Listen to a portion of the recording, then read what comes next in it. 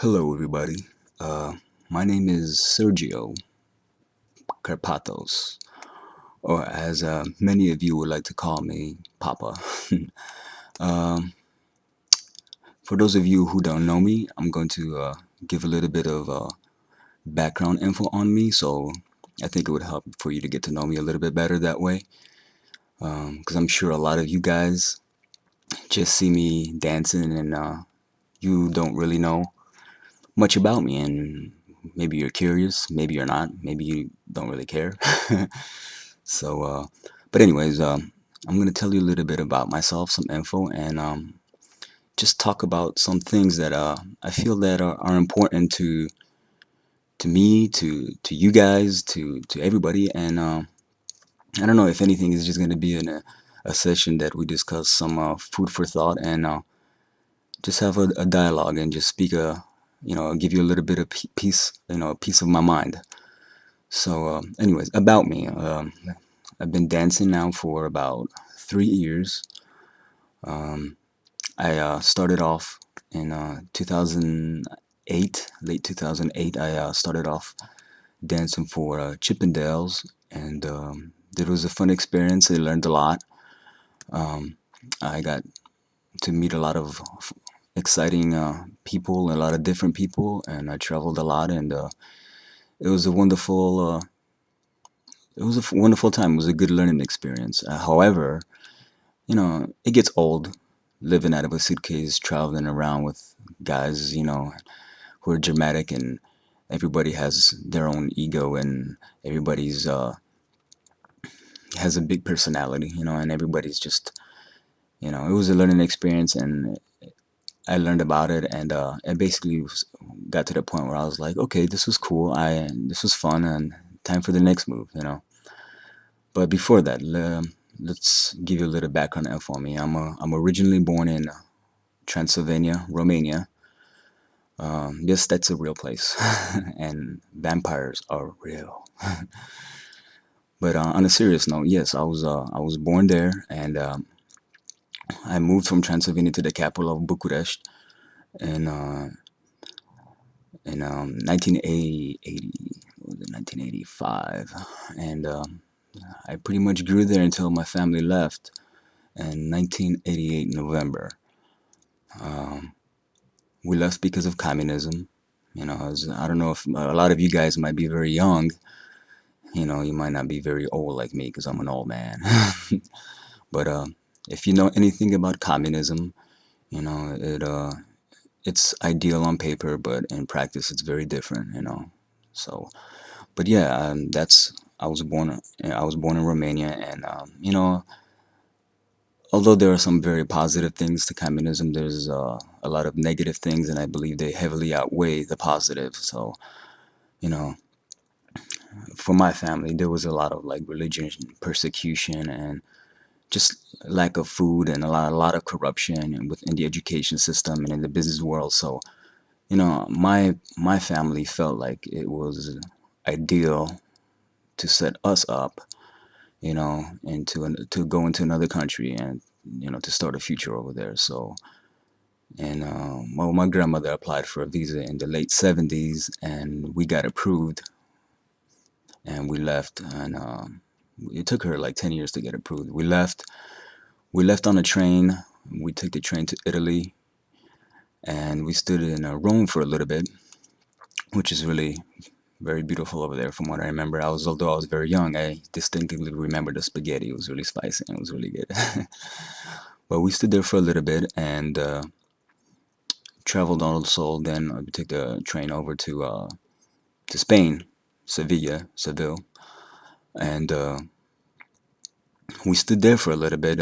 Basically, we were refugees, on their political. We left on their as political refugees. So we were traveling, basically looking for a place that we can call home. So, anyways, to make a long story short, we traveled all over, a couple parts of Europe, all over Europe, and we got a sponsor. We got a sponsor from the U.S. who was based in California, and we ended up making it to the U.S. We first landed in New York City, and I got to experience the Big Apple. Well, I didn't really get to experience it because I was very young, but it was really cool. As a little kid, watching on the TV for the first time, listening to the radio for the first time, just a lot of new experiences. Drinking Coca-Cola for the first time, and I was like, "What is this stuff?" But anyways, I then we took the bus down to California. So yes, we took the bus out to California. It was the San Bernardino Valley and Big Bear area, and we stood there for a little bit. We had some sponsors that showed us a little bit, how it was, how to get acclimated, and everything out there. I mean, they didn't really speak Romanian, so that was always a little bit of a difficult barrier.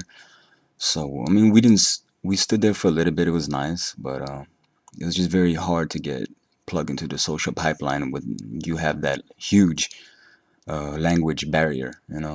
So what we did shortly after that, I think it was about a year, we met some Romanians in Philadelphia, and we migrated to the East Coast, and we basically moved out there, took the bus out to the East Coast, and and that's where I stood. I stood in Philly. I did a lot of my growing up in Philadelphia. That's where I learned English. I went to school in Philadelphia. I love the city. It's a wonderful city. It's it's got a different attitude than the West Coast. I think it's more of a hard knock, like in your face, real city. It's so basically I lived there till about 4 years ago when I moved out here to Arizona, which I think it was like January when I visited my cousin out here, and I remember it was in Philadelphia. It was like a foot of snow on the ground, and I was just like out here. I came out here, and I was driving by through Tempe, and it was pretty warm, and it was like late January maybe, and I was just like, oh my God, it's so beautiful out here. There was beautiful people dressed in light clothing, and it was January, and in the East Coast it was so cold, and I was like, I got to move out here. So that instant, I made up my mind, and I moved out here to AZ, and have been here since. So there you go. Now you have a little bit of background on me.